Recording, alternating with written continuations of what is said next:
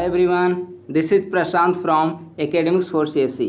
Friends, आज का यह वीडियो आप लोगों के लिए महत्वपूर्ण है क्योंकि आज के इस वीडियो से संबंधित updation academics for CSE Telegram group में आप सभी को दे दी गई थी, जिसमें बताया गया था कि आज के बाद से बीपीएससी मेंस में से संबंधित जितने भी प्रीवियस ईयर के क्वेश्चंस हैं उनका मॉडल आंसर एक एक करके क्रमवार रूप से क्रमबद्ध रूप से आपको academics for CSE YouTube channel पर अपलोड किया जाएगा। इसी कड़ी के रूप में सर्वप्रथम 45वीं बीपीएससी मेंस का जीएस पेपर 2 सेक्शन 1 को सबसे पहले सॉल्व किया जाएगा। इसके बाद फिर धीरे धीरे करके आगे 65वीं 66वीं और जैसे जैसे एग्जाम होते जाएंगे यहाँ पर सॉल्व कराया जाएगा।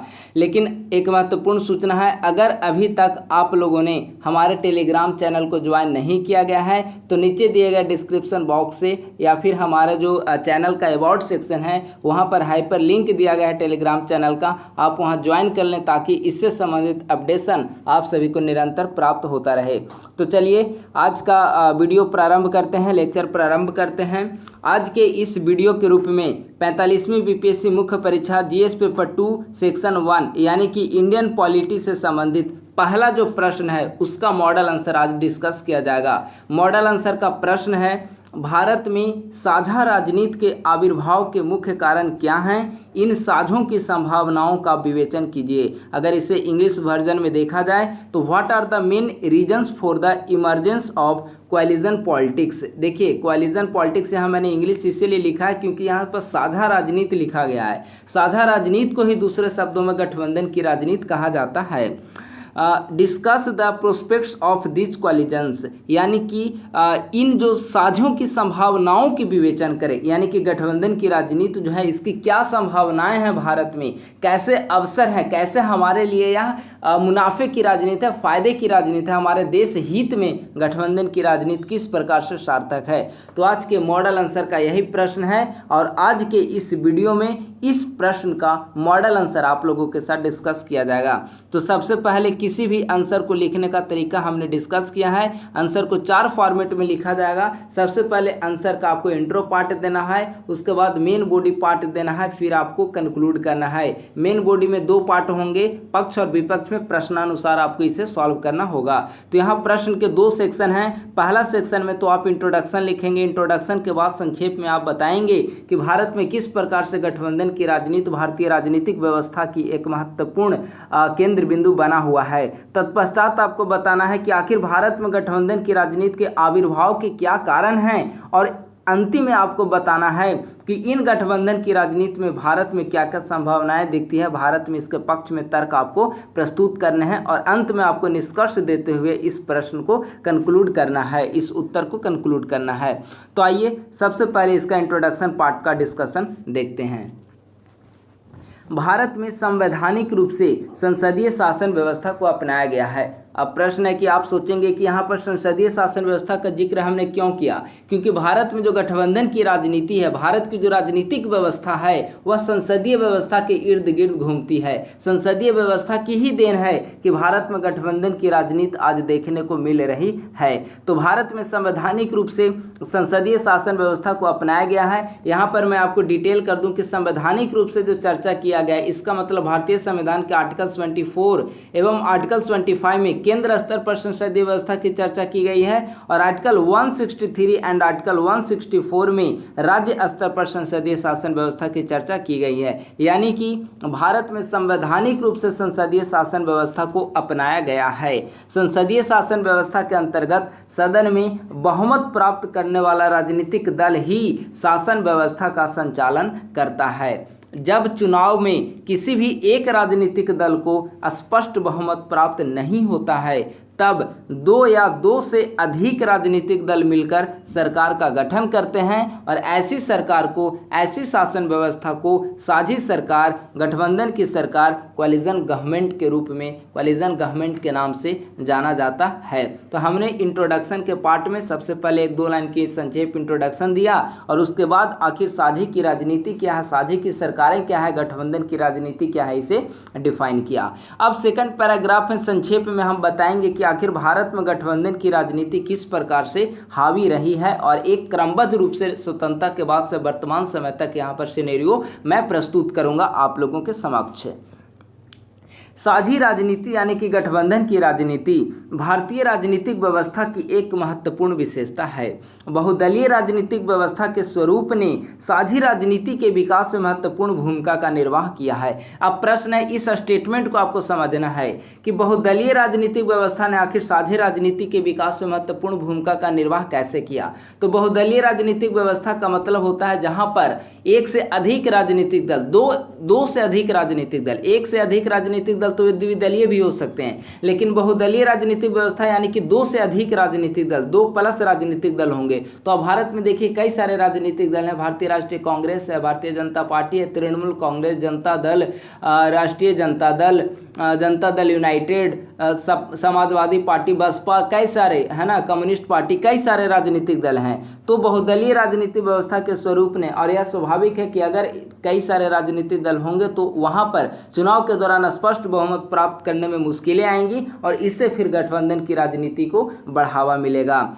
1967 ईस्वी के बाद विभिन्न राज्यों में तथा 1977 में केंद्र स्तर पर साझी सरकारों का गठन किया गया। इस अगले पीडीएफ में हम देखेंगे कि किस प्रकार से केंद्र में और राज्यों में गठबंधन की राजनीति का उदय होता है। चार्ट के माध्यम से मैं आप लोगों के साथ डिस्कस करूंगा। लेकिन जब भारत आज़ाद हुआ था तो 1950 से लेकर 1967 ईस्वी तक, 67 ईस्वी तक केंद्र में कांग्रेस के नेतृत्व में सरकारें लगातार बन रही थी।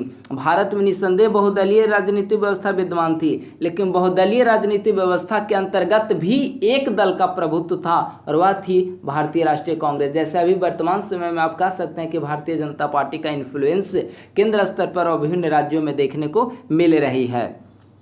तो 1967 के बाद, 1967 के बाद विभिन्न राज्यों में गठबंधन की सरकारें बनी और 1977 ईस्वी में केंद्र स्तर पर जनता पार्टी की साझी सरकारें बनी थी। लेकिन इसका व्यापक स्तर पर आप प्रयोग देखेंगे गठबंधन की राजनीति का तो वह 1990 के दशक से लेकर वर्तमान समय तक आप इसे भारतीय राजनीतिक व्यवस्था में देख सकते हैं। 1990 से लेकर 2014 ईस्वी तक किस प्रकार से लगातार केंद्र में गठबंधन की सरकारें विद्यमान रही। केंद्र में ही नहीं, आप विभिन्न राज्यों में भी देखेंगे। स्पेशली आप बिहार, चूंकि बीपीएससी का है तो आप बिहार में का जरूर आप यहाँ पर फोकस करेंगे कि किस प्रकार से 2005 ईस्वी से अभी तक लगातार राज्यों में एनडीए की सरकार बनी है। कभी जदयू और राजद की सरकार रही है, जदयू और बीजेपी की सरकार रही है। अभी यहाँ पर 4 राजनीतिक दल मेजर रूप से यहाँ पर शासन कर रहे हैं। तो न सिर्फ केंद्र में बल्कि राज्यों में भी गठबंधन की राजनीति भारतीय राजनीति की एक महत्वपूर्ण विशेषता के रूप में उभरी है।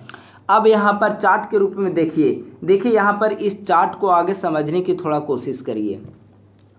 यहाँ पर चार्ट में वर्षवार दिया गया है 1984 से लेकर 2004 ईस्वी तक का चार्ट है। यहाँ पे चार्ट में दिखाया गया है changing electoral performance of Congress and the BJP 1984 से लेकर 1984 से 2004 तक, यानी कि 1984 से 2004 ईस्वी तक बीजेपी और कांग्रेस के इलेक्टोरल परफॉर्मेंस में किस प्रकार से बदलाव देखने को मिल रही है। देखिए, केंद्र स्तर पर सरकार बनाने के लिए, मेजोरिटी की सरकार बनाने के लिए न्यूनतम सीटों की संख्या 272 होनी चाहिए, लेकिन 1984 ईस्वी में कांग्रेस को 415 सीटें प्राप्त हुई है। इसके बाद आप लगातार देखिए किस प्रकार से डिक्लाइन हो रहा है। ठीक है, 1989 में 197 हाईएस्ट गया है कांग्रेस का, बीजेपी का 85 रहा है। उसके बाद 244 1991 में गया है, फिर 140। अब देखिए 272 सीटें किसी भी दल को 1990 से लेकर 2004 ईस्वी तक किसी भी दल को 272 सीटें नहीं मिली है, सिवाय 1984 इंदिरा गांधी के समय को, जो इस इंदिरा गांधी का जो सेशन से संबंधित समय तो उसको छोड़ दिया जाए।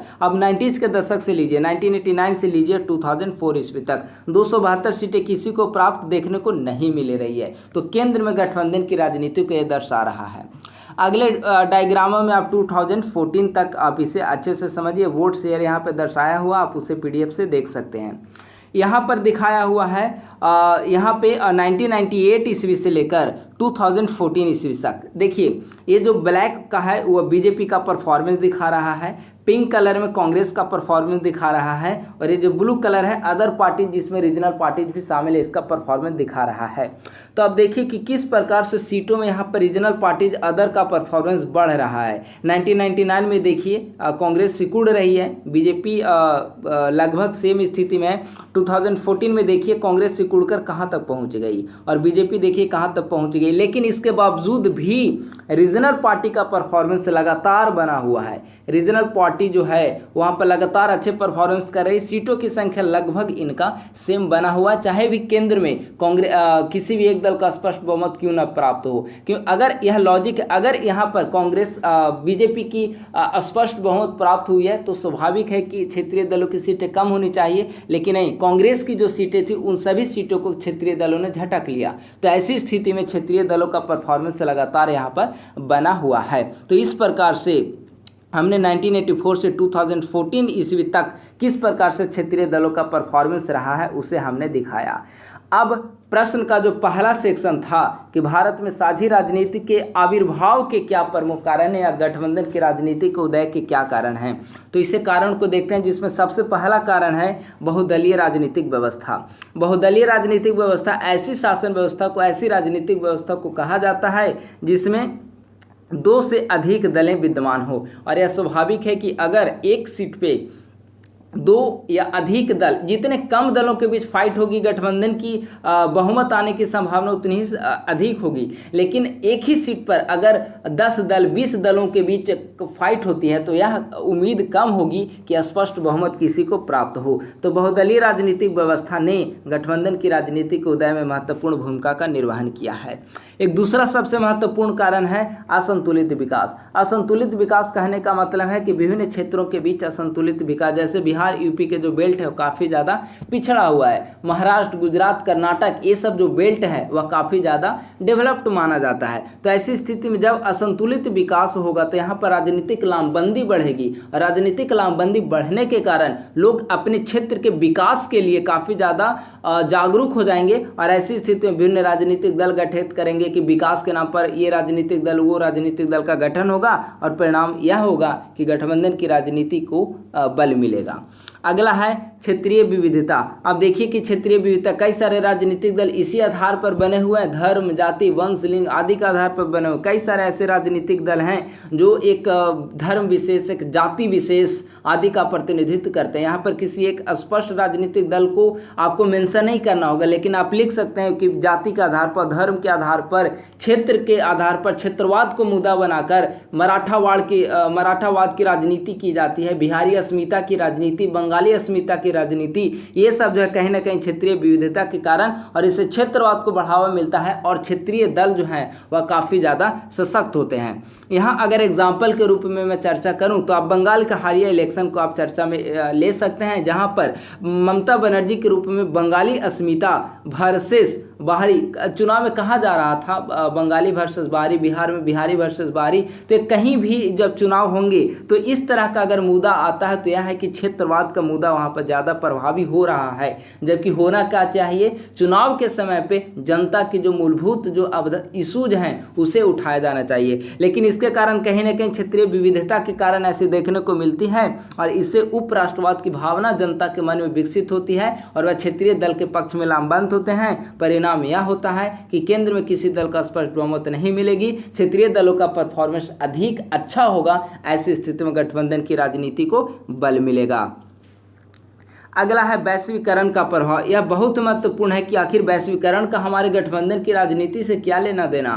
तो जैसे ही वैश्वीकरण का उदय माना जाता है 1990s के दशक में, 1990 के दशक में वैश्वीकरण, एलपीजी का विकास हुआ, लिबरलाइजेशन, प्राइवेटाइजेशन और ग्लोबलाइजेशन। इसके कारण क्या हुआ, विभिन्न एमएनसी कंपनी भारत में आई, एफडीआई में वृद्धि हुआ और इसके कारण एमएनसी जो कल्चर है, प्राइवेट कंपनी जो स्थापित हुई, इसके कारण एक समाज का एक ऐसा वर्ग जो में काम करने लगा, एमएनसी कंपनी में काम करने लगे। तो इसके कारण क्या हुआ, जनता के मध्य उपभोक्तावादी संस्कृति का विकास हुआ, लोगों की आय बढ़ने लगी, जॉब बढ़ने लगी। तो इसके कारण एक मध्यम वर्ग का उदय हुआ। लोगों की जब आय बढ़ेगी तो वे अधिक से अधिक खरीद करेंगे, अधिक से अधिक खरीद करेंगे तो उनकी जीवन स्तर जो है वह वृद्धि होगा और वह जो निम्न वर्ग के लोग थे वे मध्य वर्ग की ओर आने लगे, उन्मुख हुए और इसके कारण वे राजनीतिक रूप से भी लामबंद होने लगे और इसके कारण नए नए क्षेत्रीय दलों का गठन हुआ। 1990 के वैश्वीकरण के कारण मध्यम वर्ग को उदय का ही परिणाम रहा कि 1990 के दशक में कई सारे पार्टीज का गठन हुआ। समाजवादी विचारधारा के आधार पर कई सारे पार्टीज बने, जिन्होंने आप कह सकते हैं समाजवादी पार्टी, बिहार में जनता दल यूनाइटेड, रामविलास पासवान जी की जो पार्टी थी, लोजपा की पार्टी थी, राजद, है ना, ये सब पार्टी। हालांकि 1980 से 90 के दशक में इन सारे राजनीतिक दलों का उदय हुआ, लेकिन मध्यम वर्गों के उदय ने इन सारे राजनीतिक दलों के उदय में महत्वपूर्ण भूमिका का निर्वहन किया है। अगला है जाति, धर्म, भाषा आदि के आधार पर क्षेत्रीय दलों का गठन। हमने ऊपर डिस्कस किया जाति, धर्म, भाषा, क्षेत्र आदि के आधार पर किस प्रकार से क्षेत्रीय दलों का गठन हुआ, और इन क्षेत्रीय दलों जैसे जितनी ही ज़्यादा संख्या में क्षेत्रीय दलों का गठन किया जाएगा, जैसे आप बिहार में एग्जाम्पल लीजिए, बिहार में जो मुकेश सहनी जी की पार्टी है एक जाति विशेष के आधार पर, जीतनराम मांझी जी की पार्टी है हिंदुस्तानी अवाम मोर्चा, वो भी कहीं ना कहीं एक जाति विशेष के आधार पर है।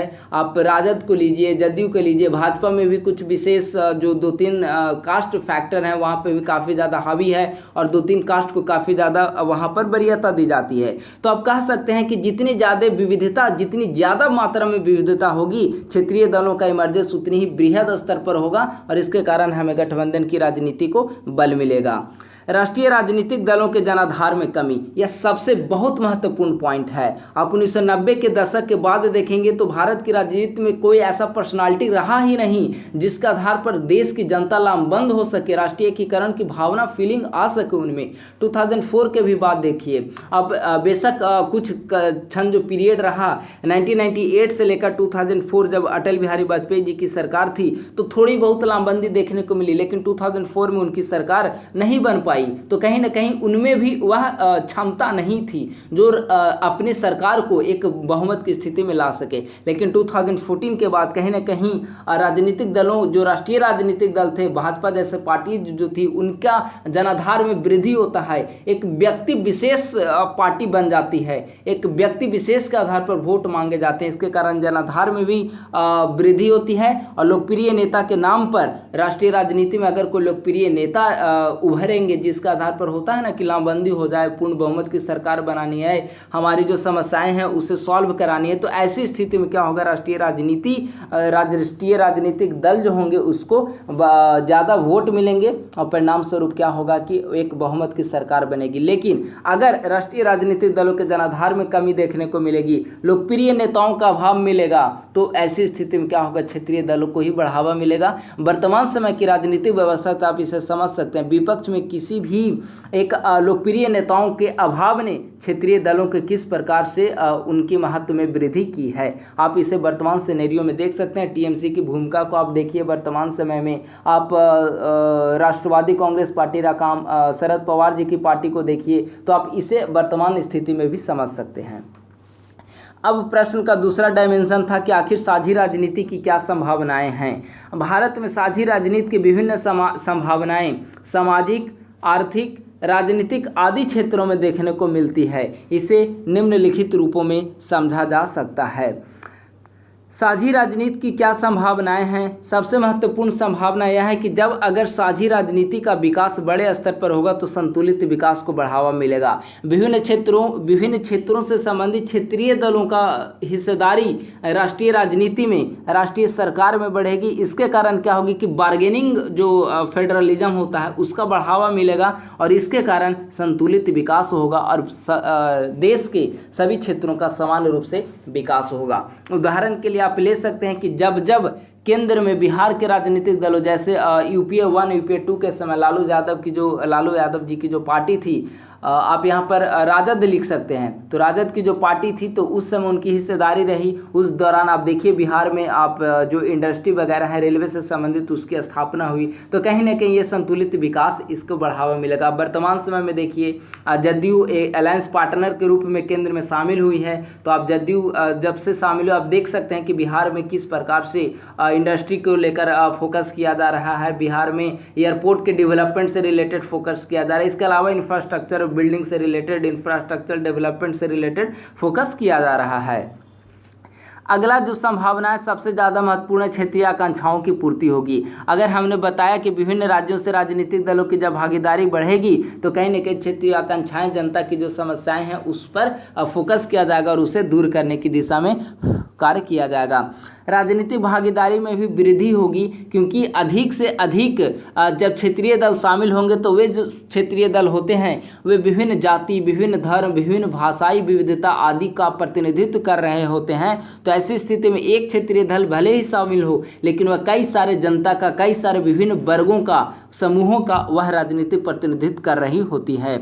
लोकतांत्रिक मान्यताओं के अनुरूप यह सही बात है कि जो गठबंधन की राजनीति बहुमत वाले शासन में कहीं न कहीं तानाशाही प्रवृत्ति हमें देखने को मिलती है। जब एक व्यक्ति, एक पर्सनालिटी कल्ट जब पॉलिटिक्स का डेवलपमेंट होगा तो कहीं ना कहीं तानाशाही व्यवस्था का विकास होगा। लेकिन अगर गठबंधन की राजनीति विकसित होगी तो यह लोकतांत्रिक मान्यताओं के अनुरूप होगी। अधिक से अधिक राजनीतिक भागीदारी देखने को मिलेगी, देश के सभी भागों का समान रूप से बेहतर विकास किया जा सकेगा और अधिक से अधिक लोगों का वहाँ पर राजनीतिक प्रतिनिधित्व हमें देखने को मिलेंगे। राष्ट्रीय एकीकरण में भी वृद्धि होगी, क्योंकि अगर राष्ट्र के सभी भागों का समान रूप से संतुलित विकास हो तो लोगों में अलगाववाद की भावना विकसित नहीं होगी। तो ऐसी स्थिति में क्या होगा, राष्ट्रीय एकीकरण विकसित होगा, राष्ट्र की एकता और अखंडता बनी रहेगी। लोक कल्याणकारी अवधारणा पर आधारित होती है गठबंधन की राजनीति, क्योंकि जब भी गठबंधन की सरकार का निर्माण होता है वह कॉमन मिनिमम प्रोग्राम पर आधारित होता है। और कॉमन मिनिमम प्रोग्राम में किन चीज़ों पर फोकस किया जाता है, वैसे कोर इशूज पर फोकस किए जाते हैं जो जनता के डेवलपमेंट से संबंधित हो। महंगाई कैसे कंट्रोल की जाए इस पर सरकार चर्चा करेगी। किस प्रकार से सामाजिक न्याय की स्थापना की जाए इस पर सरकार चर्चा करेगी। किस प्रकार से एम्प्लॉयमेंट फोकस किया जाए सरकार इस पर चर्चा करेगी। किस प्रकार से लॉ एंड ऑर्डर को मेंटेन किया जाए इस पर सरकार चर्चा करेगी। तो कहीं ना कहीं अगर कॉमन मिनिमम प्रोग्राम के जरिए गठबंधन की राजनीति का विकास होता है, गठबंधन की सरकारें बनती है, तो लोक कल्याणकारी अवधारणा पर वह आधारित होती है और उसके जरिए कहीं ना कहीं रोजगार की जब चर्चा की जाएगी, इसके अलावा लोगों को आवास देने की चर्चा की जाएगी, स्वच्छ पेयजल उपलब्ध कराने की चर्चा की जाएगी, महंगाई कंट्रोल की चर्चा की जाएगी, इसके अलावा सोशल सिक्योरिटीज से संबंधित जितने भी एक्ट हैं, वुमेन एम्पावरमेंट है, वुमेन एम्पावरमेंट महिला सशक्तिकरण है, तीन सब पर जब फोकस किया जाएगा तो कहीं ना कहीं एक सामाजिक न्याय की स्थापना होगी और एक समतामूलक समाज जो कि सामाजिक न्याय पर आधारित होगी वैसे समाज का विकास होगा। तो इन सभी चीज़ें कहीं ना कहीं गठबंधन की राजनीति की संभावनाओं को स्पष्ट रूप से प्रदर्शित करती है।